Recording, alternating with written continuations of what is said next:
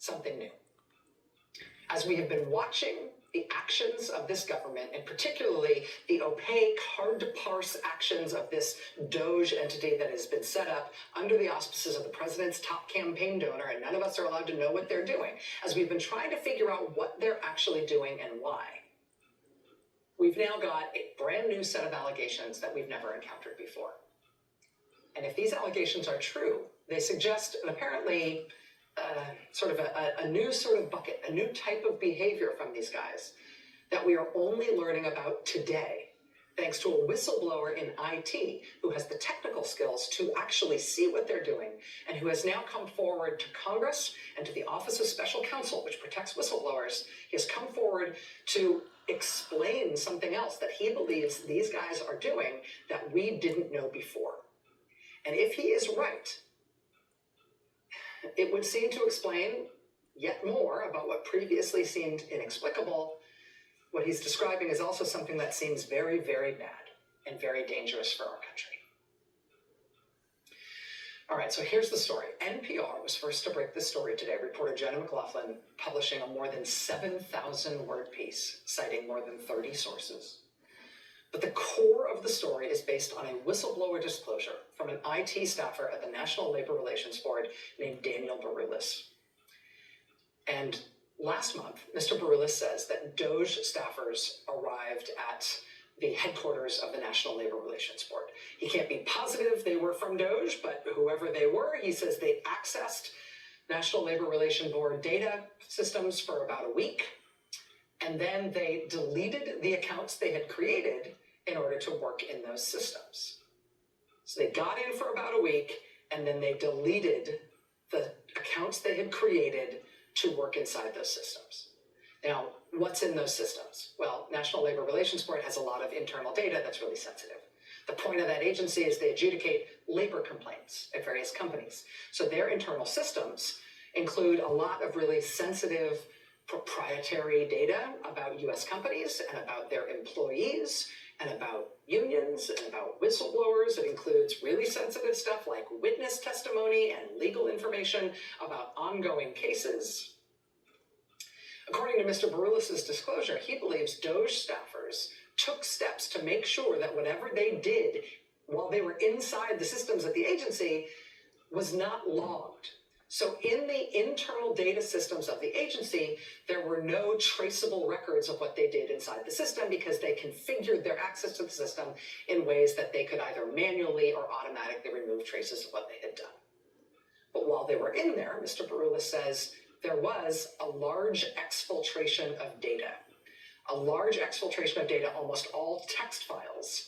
And when I say it was a large exfiltration, to give you a sense of how unusual this was for the agency, this screenshot from Mr. Baroulis' disclosure shows that large spike in outbound traffic leaving the agency and how unusual it was compared to normal activity on their systems. He says the logs that should have shown what that was just attributed that large exfiltration of data to a deleted account. And he says the location where the data went had been obscured. There was no listing as to where the data went. Mr. Baroulis then found that while these people were inside the system, this is worrying, they had disabled the core security systems that keep the agency's systems and data secure and private. Quoting from NPR, someone had disabled controls that would prevent insecure or unauthorized mobile devices from logging onto the system without the proper security settings. There was an interface exposed to the public internet, potentially allowing malicious actors access to the NLRB systems. Internal alerting and monitoring systems were found to be manually turned off, and multi-factor authentication was disabled. Now, why would these guys disable all the security on the system at this agency and then leave it that way when they got out? I don't know, and neither do you. But this is also from Mr. Baroulis' whistleblower disclosure. Quote, I noticed increased logins blocked by our access policy due to those logins being out of the country. For example, in the days after Doge accessed NLRB's systems, we noticed a user with an IP address in Russia started trying to log in. Those attempts were blocked, but they were especially alarming. Whoever was attempting to log in was using one of the newly created accounts that were used in the other Doge-related activities. It appeared they had the correct username and password.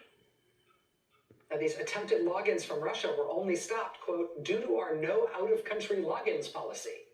But there were more than 20 such attempts.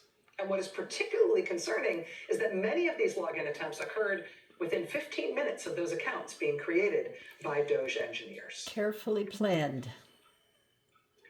So, the allegations here, to sum them up, kind of go like this. Now, NBC News has not independently verified these allegations. This is simply what has been described in a whistleblower's disclosure from Mr. Baroulis.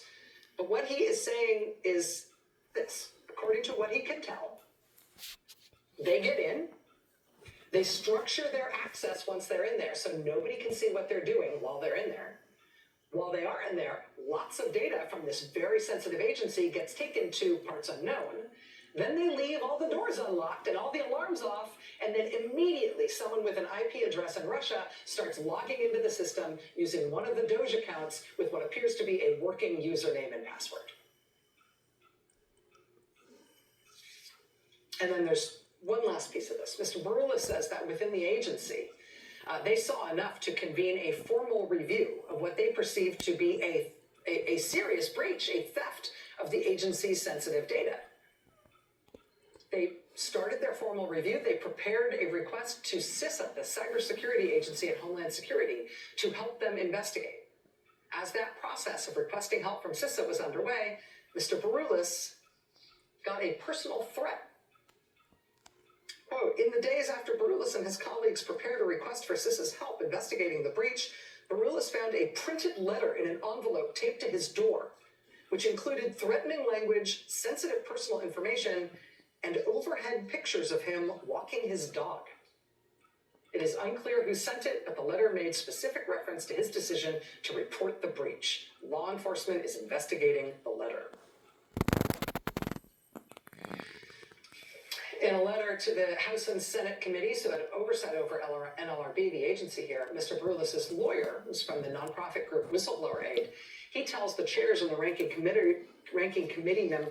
members of those committees, quote, the threatening note made clear reference to this very disclosure Mr. Baroulis was preparing for you as the proper oversight authority. While we do not know specifically who did this, we can only speculate that it involves someone with the ability to access NLRB systems. This meat space action, in real life, this meat space action where a threat was physically delivered to my client's home is absolutely disturbing in its manner and the implications suggested therein. Accordingly, we have been and will continue to be coordinating with appropriate law enforcement agencies. Given the aforementioned, we request that both law enforcement agencies and Congress initiate an immediate investigation into the cybersecurity breach and data exfiltration at NLRB and any other agencies where Doge has accessed internal systems. And we tried to get comment tonight from the White House and from NLRB, in addition to requests by NBC News for comment from NLRB and Elon Musk.